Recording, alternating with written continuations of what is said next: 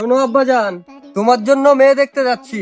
যা দিতে চাইবে তার ডবল চাইবা। যেরকম ধরো, ছাগল দিতে চাইলে গরু চাইবা, খাট দিতে চাইলে পালঙ্ক চাইবা। ঠিক আছে বাজান? ঠিক আছে আব্বা। তাহলে চলো বাজান।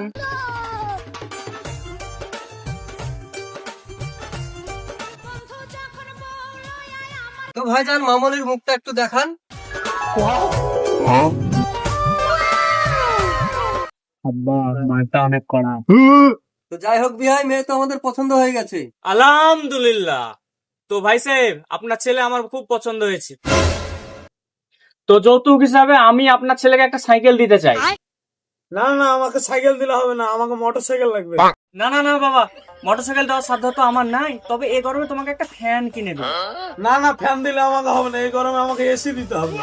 না না না বাবা, তোমাকে আমি এসি ডিসি দিতে পারবো না, তোমাকে আমি সর্বোচ্চ চৌকি খাট দিতে পারবো।